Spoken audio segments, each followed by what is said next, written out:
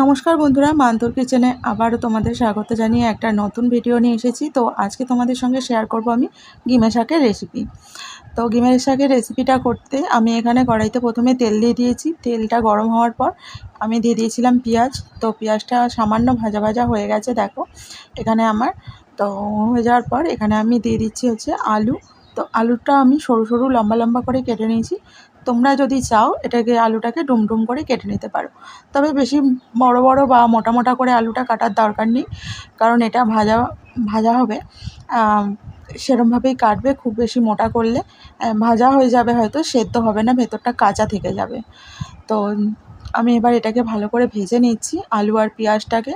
তো আলু আর পেঁয়াজটা মোটামুটি আমার ভাজা হয়েই এসছে। এটাকে দেখো আমার ভাজা মোটামুটি হয়ে এসছে। তো এখনও বাকি আছে, পুরোপুরি হয়নি। তো এখানে একটু নরম হয়ে যাওয়ার পর আলুটা, এখানে আমি দিয়ে দিলাম বেগুনটা। তো বেগুনটা তো আমি ডুমডুম করে কেটে নিয়েছি। তোমরা যদি চাও বেগুনটাকে সরু সরু, যেরকম আমি আলু কেটেছি সেরকমভাবেও তোমরা বেগুনটাকে কেটে নিতে পারো। তো আমি এটাকে ভালো করে এবার একটু নেড়ে চেড়ে নিচ্ছি। বেগুনটাতেও ভাজতে বেশি সময় লাগবে না, কারণ বেগুন যেহেতু নরম। তো এটা আমি এবার দিয়ে দিচ্ছি সামান্য নুন আর হলুদ। তো নুন হলুদ দিয়ে এটাকে ভালোভাবে নেড়ে চেড়ে নিতে হবে, কারণ নুন হলুদটা মিশিয়ে নিতে হবে।